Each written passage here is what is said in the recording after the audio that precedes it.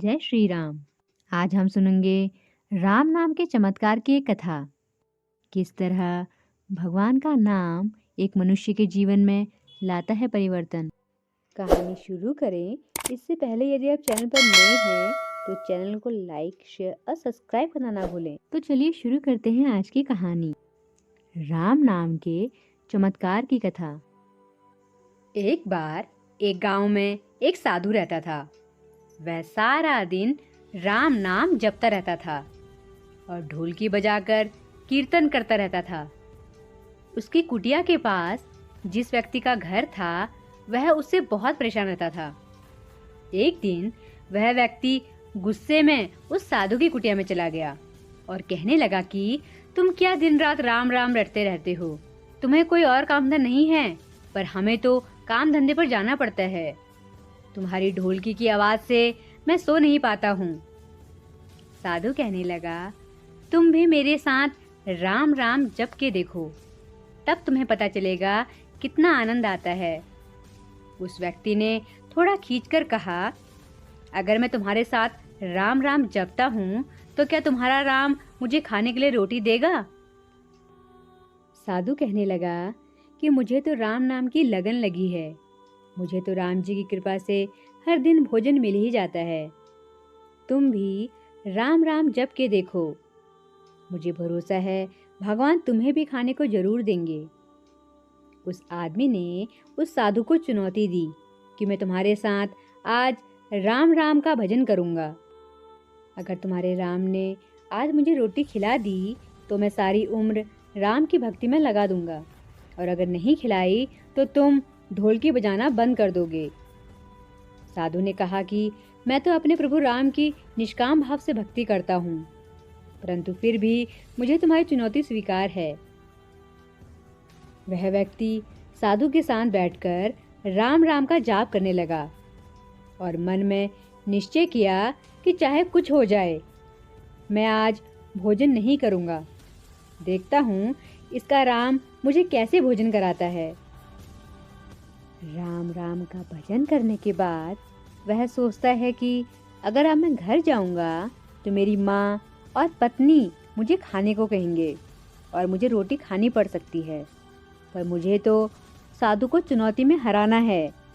इसलिए वह घर जाने की बजाय गांव के पास के जंगल में चला गया और जंगल में एक पेड़ पर चढ़कर बैठ गया। उसने सोचा कि मैं सारा दिन इस पेड़ से उतरूंगा ही नहीं और अन्न का एक दाना भी नहीं खाऊंगा।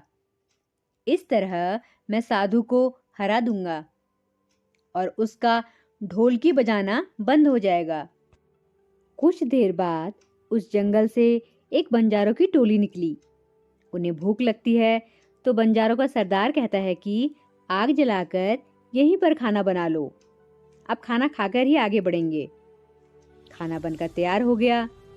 बंजारे खाना खाने ही वाले होते हैं कि इतनी देर में बंजारों को सूचना मिलती है कि पीछे से डाकू आ रहे हैं। तो बंजारों का सरदार कहता है कि हमें यहाँ से चले जाना चाहिए, डाकू हमारा सब कुछ लूट सकते हैं। वे बंजारे खाना वहीं पर छोड़कर चले गए। वह आदमी पेड़ पर चढ़ा सब कुछ देख रहा था। कुछ समय बाद डाकू वहां पहुंचे। भोजन को देखकर डाकू कहते हैं कि खुशबू तो बहुत अच्छी आ रही है, लेकिन यह भोजन किसने बनाया और बनाने के बाद खाया क्यों नहीं? कहीं किसी की चाल तो नहीं हमें फंसाने की? हो सकता है कि इस भोजन में जहर हो।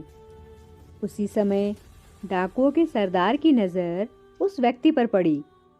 वह उसे नीचे आने का आदेश देता है।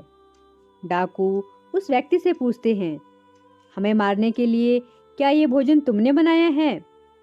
उस व्यक्ति ने बहुत मिन्नतें करी कि मैंने यह भोजन नहीं बनाया, इसमें जहर नहीं है, यह भोजन बंजारों ने बनाया है।